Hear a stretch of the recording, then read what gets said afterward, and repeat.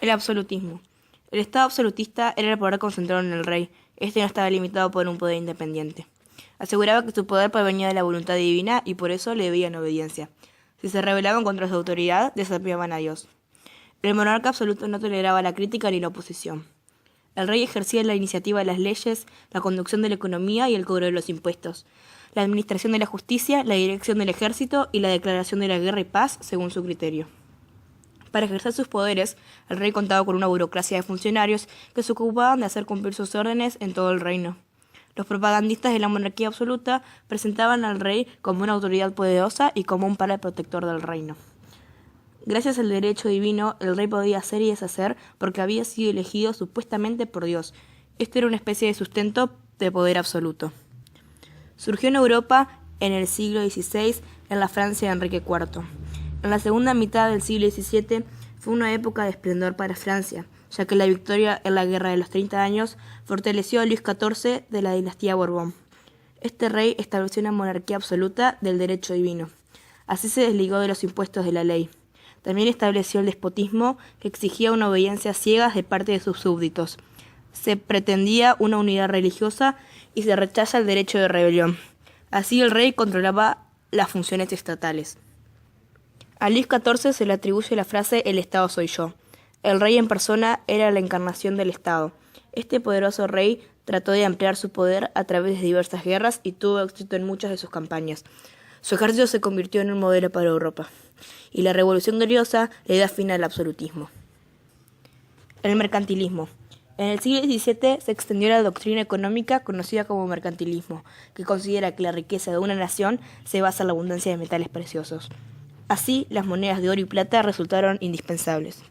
Para obtener estas riquezas, el mercantilismo aconsejaba que el Estado interviniera decididamente en la economía del país, regulando, protegiendo algunas actividades y restando importancia a otras. Algunas de las medidas económicas propuestas por esta doctrina eran aumentar las exportaciones, especialmente de aquellos productos que aseguraban grandes ganancias, y reducir las importaciones. Para lograrlo, el Estado debía cobrar altos impuestos a los artículos importados. Los reyes absolutos adoptaron el mercantilismo porque su objetivo primordial era conseguir recursos para afrontar sus cuantiosos gastos y aumentar el poder del reino. La mayoría de los países de Europa Occidental aplicó políticas mercantilistas. Esto creó una gran competencia entre los estados y generó guerras entre ellos. Luis XIV y su ministro fueron los representantes más importantes. Revolución Gloriosa, el fin del absolutismo. La dinastía de los Estuardos gobernó en el siglo XVII con intenciones de imponer el absolutismo. Esta dinastía surgió cuando Jacobo I asume el gobierno. Lo sucedió su hijo, Carlos I, quien pretendió imponer la iglesia anglicana en Escocia y provocó un grave conflicto.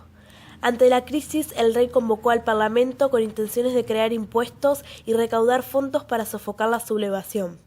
El parlamento era una asamblea convocada por el rey e integrada por miembros de la nobleza, Cámara de Lores hereditaria, y por representantes de cada comuna, Cámara de Comunes electiva. Entonces, la Cámara de los Comunes propuso que el Parlamento se convertiría en una institución permanente que gobernara junto al rey.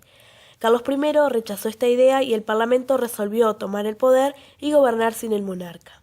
El enfrentamiento entre la corona y el Parlamento desembocó una guerra civil, 1642-1649. El ejército del Parlamento, dirigido por Oliver Cromwell, derrotó a las fuerzas del rey. El monarca fue condenado a muerte y ejecutado en 1649. Luego de la muerte del rey, el Parlamento estableció una república con un poder ejecutivo, el Consejo de Estado, y un poder legislativo integrado por la Cámara de los Comunes. Cromwell impuso su autoridad sobre ambos cuerpos, estableció una dictadura, aplicó un estricto puritanismo e impuso el dictado de las actas de navegación. De acuerdo a estas actas, todos los productos que se importaran o exportaran del país debían ser transportados por bancos ingleses.